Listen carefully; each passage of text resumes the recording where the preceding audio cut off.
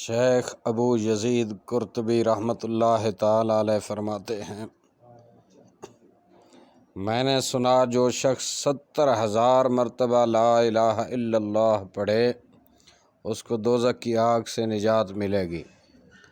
یہ خبر سن کر 70,000 کی مقدار اپنی بیوی کے لیے بھی پڑھی اور کئی نصاب خود اپنے لیے پڑھ کر ذخیرہ آخرت بنایا۔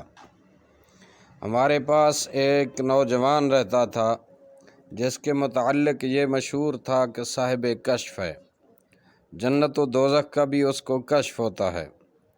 مجھے اس کی صحت پر کچھ تردد تھا۔ ایک مرتبہ وہ نوجوان کھانے میں ہمارے ساتھ شریک تھا کہ دفعتاً اچانک اس نے ایک چیخ ماری اور سانس اس کا پھولنے لگا اور کہا کہ میری ماں دوزخ میں جل رہی ہے۔ اس کی حالت مجھے نظر آئی ہے۔ امام قرطبی کہتے ہیں کہ میں اس کی گھبراہٹ دیکھ رہا تھا۔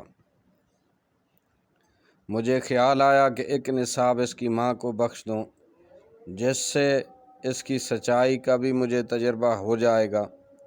چنانچہ میں نے ایک نصاب 70,000 کا ان نصابوں میں سے جو اپنے لیے پڑھا تھا وہ اس کی ماں کو بخش دیا۔ میں نے اپنے دل میں چپکے ہی سے بخشا تھا اور میرے اس پڑھنے کی خبر بھی اللہ کے سوا کسی کو نہ تھی، مگر وہ نوجوان فوراً کہنے لگا، چچا میری ماں دوزخ سے ہٹا دی گئی ہے، اس سے دوزخ کا عذاب ہٹا دیا گیا ہے۔ حضرت سیدنا امام قرطبی کہتے ہیں مجھے اس قصے سے 2 فائدے حاصل ہوئے۔ ایک تو اس برکت کا جو 70,000 کی مقدار کے بارے میں نے سنی تھی، اس کا تجربہ ہوا۔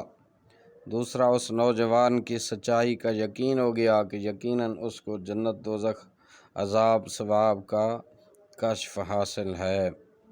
یاد رہے برادران اسلام، جو بھی انسان اس دنیا میں آیا اس کو ایک دن ضرور اس دنیا سے جانا ہے۔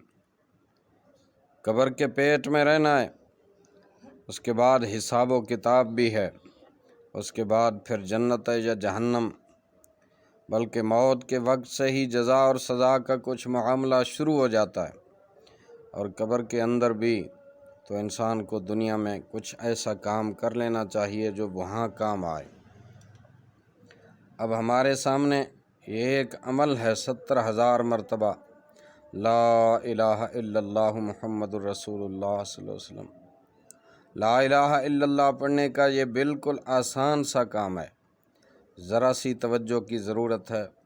ایک تسبیح لے کر روزانہ 1000 2000 مرتبہ پڑھتے رہیں۔ جب ایک مرتبہ یہ مقدار پوری ہو جائے، از سر نو دوبارہ شروع کر لیا جائے۔ اس طرح ہم کئی نصاب کلمہ طیبہ کے تیار کر سکتے ہیں۔